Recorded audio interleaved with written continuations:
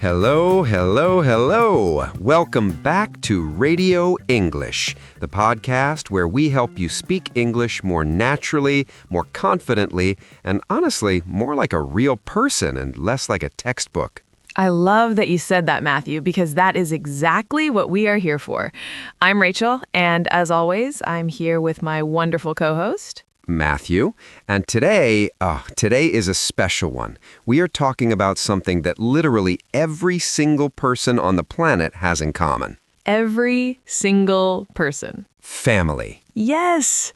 Whether your family is big, small, loud, quiet, complicated, or simple, everyone has a family story. And in English, talking about your family is one of the most common and most important conversation topics you will ever face. Totally. Think about it. When you meet someone new, what do they ask you almost immediately? Do you have brothers or sisters? Are you married? Do you have kids? Exactly. So by the end of today's episode, you are going to feel super comfortable answering those questions, asking them, describing your family, and even talking about family relationships in a natural, fluent way. And we have so much fun stuff planned. We've got key vocabulary, we've got a pronunciation section, which, spoiler alert, some family-related words are actually really tricky to say correctly. Oh, they are. We will get to that. We have a listener challenge, a little cultural moment, and of course, as always, a lot of conversation between the two of us. So, grab your coffee, your tea, your juice, whatever you've got, and let's dive right in. Okay, Rachel, let's start warm. Let's just talk about our own families for a second, because I think it helps our listeners to hear real, natural English being used in context before we start breaking things down. I love that idea. Okay, so I come from what I'd call a medium-sized family. I have 2 older brothers, and my parents have been married for, coming up on 35 years now. Wow, 35 years. That's incredible. It really is. And then on my mom's side, I have a huge extended family. Like holiday gatherings at my grandparents' house were absolutely chaotic. We're talking 20, 25 people, kids running everywhere. That sounds amazing, though, honestly. It was. It was loud and sometimes overwhelming, but I look back on it with so much love. What about you, Matthew? So I'm actually an only child, which people always find surprising because I am, very chatty. Very chatty. That is one word for it. But yeah, it was just me and my parents growing up. Very small, very close. My mom's family is from a different country, so I grew up with this mix of 2 cultures at home, which I think really shaped who I am. Oh, that's so interesting. And that actually brings up something important. Family structures and family vocabulary can look very different depending on where you're from in the world. Yes, absolutely. And that's actually a perfect transition into our first vocabulary section. All right, let's talk vocabulary. This is what we like to call our word bank section. We're going to go through the essential words and phrases you need to talk about family in English. Matthew, you want to start? Sure. So let's begin with the basics, because even some basic terms can cause confusion. First word, immediate family. Your immediate family refers to the people you are most closely related to, typically your parents, your siblings, and your children if you have them. Right. So if someone asks, do you have any immediate family nearby? They're asking about those closest relatives. Exactly. Now, contrast that with extended family. Your extended family includes your grandparents, aunts, uncles, cousins, and sometimes even close family friends who feel like family. And speaking of cousins, this is a word that trips people up. In English, we only have one word for cousin. We don't specify if it's your mother's side or your father's side, male or female. It's just cousin. Which is actually quite different from many other languages where you have specific words for each type of cousin. Very true. Okay, next set of words. Let's talk about siblings. Sibling is a really useful word because it's gender neutral. It just means a brother or a sister. So instead of saying, do you have brothers or sisters, you can simply ask, do you have any siblings? It sounds more natural and more fluent. Love that. Now, here's a group of words that I think are super important for intermediate learners. Words for blended families and modern family structures, because families today look very different from what they used to. Right. So let's go through a few. Step-parent. This is the person who married your biological mother or father. So you could have a stepmother or a stepfather. And their children would be your step-siblings, your stepbrother or stepsister. Then there's half-sibling. A half-brother or half-sister shares one biological parent with you, but not both. And then we have in-laws. This is such a common term. Your in-laws are the family of your husband or wife. So your mother-in-law is your spouse's mother. Your father-in-law is your spouse's father. And this term can also extend your sister-in-law, your brother-in-law, even your son-in-law or daughter-in-law if your child gets married. There's even a fun informal phrase in English. Some people call their in-laws the outlaws, especially if there's a bit of tension there. We'll keep it friendly, though. Okay, a few more important ones. Spouse. This is a gender-neutral word for husband or wife. Very useful in formal or professional conversations. Partner is another one. People use this to refer to their boyfriend, girlfriend, husband, wife, anyone they're in a serious relationship with. And then guardian. This is someone who legally takes care of a child when the biological parents are not able to. So you might say, my aunt was my legal guardian growing up. Great. So to recap the word bank, we've got immediate family, extended family, sibling, step-parent, step-sibling, half-sibling, in-laws, spouse, partner, and guardian. Write those down, save them, make a flashcard, whatever works for you. Okay, here comes one of my favorite parts of every episode, Pronunciation Corner. Rachel, do you want to set it up? Yes, so here's the thing. Some family-related words in English are actually harder to pronounce than they look. And if you mispronounce them, people might not understand you, or it might just feel uncomfortable. So we are going to go through some of the trickier ones right now. And we're going to say each word slowly first, then at a normal speed. So really listen carefully. First word, and this one catches so many learners off guard. Nephew, as in your brother's or sister's son. Now, a lot of people want to say it like it looks, nephew or nephew, but the correct pronunciation in standard American English is Nephew, nephew, nephew. the PH makes an F sound and the EW at the end sounds like you. Nephew, nephew. Now, in British English, you might also hear neview with a V sound. Both are acceptable depending on where you are. Great point. Next word, niece. This is your brother's or sister's daughter. Now, this one looks simple, but the spelling versus the sound is a bit tricky. You see the letters N-I-E-C-E, but you say it like Niece. Just niece, one syllable. Like the word knees, the part of your leg. Exactly. So niece sounds exactly like knees. Niece, niece. Next one, siblings. Now, the word itself isn't too bad, but the ending lings can be a challenge. Siblings. Not siblings or siblings just siblings. Siblings. Nice and clean. 2 syllables. All right, here's a slightly more advanced one. Maternal and paternal. These are adjectives you use to describe which side of the family something comes from. Maternal relates to your mother's side. Paternal relates to your father's side. So the pronunciation is maternal. The stress is on the second syllable, maternal. Maternal. And paternal. Again, stress on the second syllable. Paternal. Paternal. These are great words to know because they come up a lot, especially in medical conversations. A doctor might ask, is there a history of heart disease on your maternal or paternal side? Good example. Okay, one more for this section, and this one's genuinely tricky. Estranged. Estranged.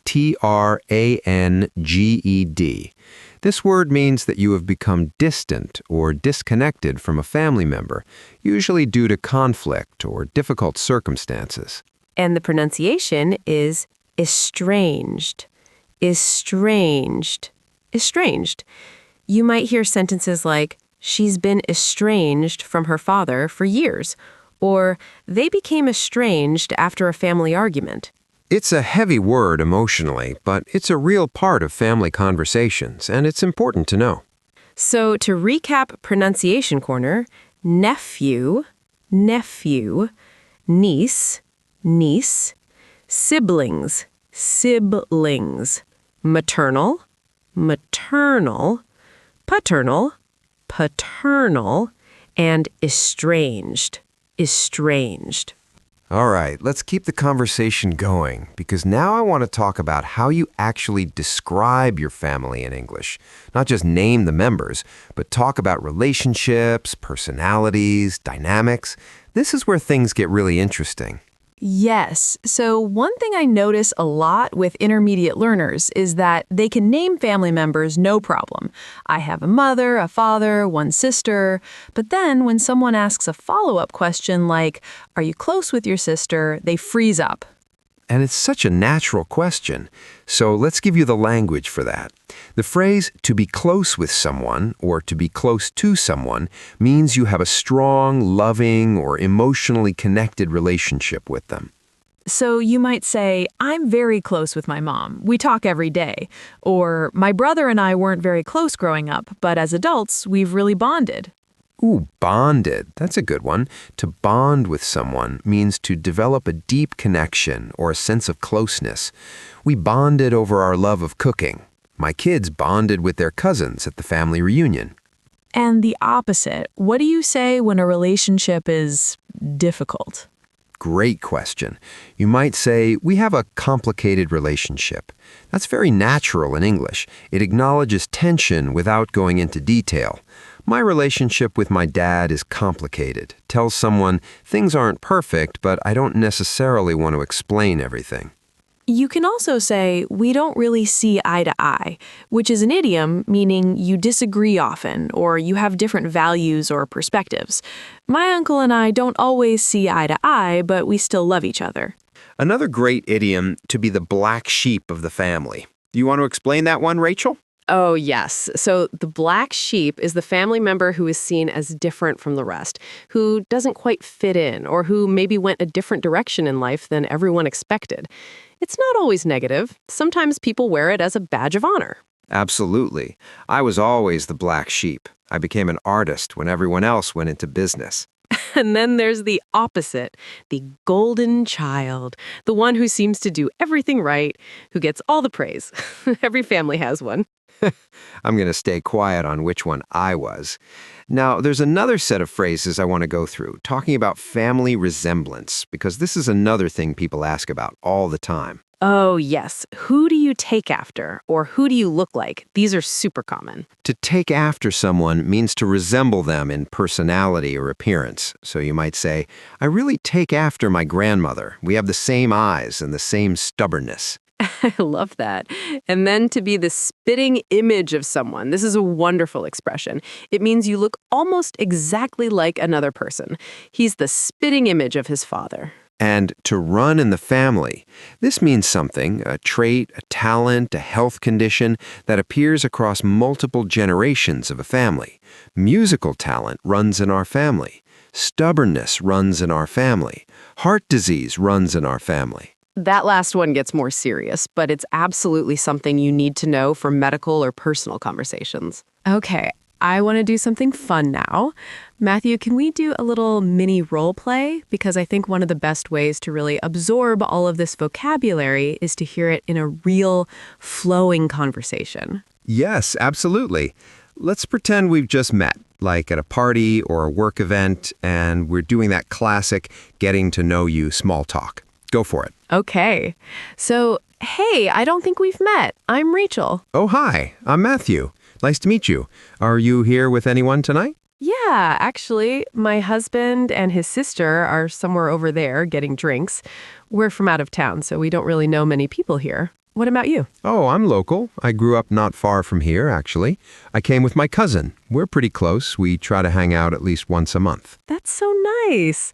Are you two close in age? Pretty close, yeah. She's 2 years older than me. Growing up, she was more like a sibling to me, honestly. I'm an only child, so she kind of filled that role. Aw, that's really sweet. Big family on her side? Her mom, my aunt, has 4 kids, so yeah, pretty big on that side. My family is much smaller. It was just me, my parents, and my grandparents nearby. What about you? Do you have a big family? Sort of. I have 2 older brothers, and we've all started having kids now, so my parents are thrilled. They have 4 grandchildren so far, and my brother just announced they're expecting again. Oh, wow. Congratulations to them. Your parents must be over the moon. Completely over the moon. My mom especially. She takes after her own mother, who just absolutely lived for family gatherings. That's beautiful. Family really is everything, isn't it? It really is. Okay, let's pause there. Did you catch all of that? We use so many of the words and phrases we talked about today completely naturally in conversation. Close in age, filled that role, over the moon, takes after. And expecting. Did you catch that one? They're expecting is a natural way to say someone is pregnant. We're expecting a baby, or just we're expecting. Yes, that's a really important one. You'll hear it all the time. And over the moon, that's an idiom meaning extremely happy or excited. My parents were over the moon when they heard the news. Now, I want to take a quick moment for what we like to call our culture corner, because language and culture are always connected, and family is one of those topics where cultural differences can really affect the conversation. This is so true. For example, in many English-speaking cultures, especially in the United States, the UK, Canada, and Australia, it's quite common for adult children to move out of their parents' home and live independently. So if you tell someone in those countries that you still live with your parents at age 30, they might react with surprise. But in many other cultures around the world, particularly in parts of Asia, Latin America, the Middle East, and Southern Europe, living with your family as an adult is completely normal, even expected. It's a sign of closeness, not dependence. So if this topic ever comes up in conversation, don't feel defensive about your own family situation. Just explain it naturally. You could say, in my culture, it's very common for families to live together across generations. We call it a multi-generational household. Ooh, multi-generational household. That's a great phrase. It means multiple generations of a family living under the same roof. And honestly, this is something that is becoming more and more common even in Western cultures now. Absolutely. Economic factors, caring for elderly parents, raising children together. There are so many reasons families choose to live this way. Another cultural note, the way people talk about family in formal versus informal English can vary a lot. In casual conversation, people often say, my folks, to mean their parents. I'm heading home to see my folks this weekend. Or my old man for father, or my old lady for mother, though those are quite informal and can sound a bit rough depending on the context, so use them carefully. And then there are the very formal terms, my mother and father, my spouse, my offspring, though offspring is really more used in scientific or legal contexts than in everyday speech. You don't really say, I'm taking my offspring to school. That would be a bit strange. Just a little. Okay, we are getting close to the end of our episode, but before we wrap up, we always want to leave you with a challenge, something you can actually go out and do to practice what you've learned today. Yes, so today's listener challenge is this. Describe your family in English. But here's the twist. We want you to use at least 5 of the phrases or words from today's episode. For example, you could write something like, I come from a small, immediate family. I'm very close with my mother. I really take after her in personality. My brother and I didn't always see eye to eye when we were kids, but we've really bonded as adults. Musical talent runs in my family. My grandmother was a singer, and my aunt plays piano.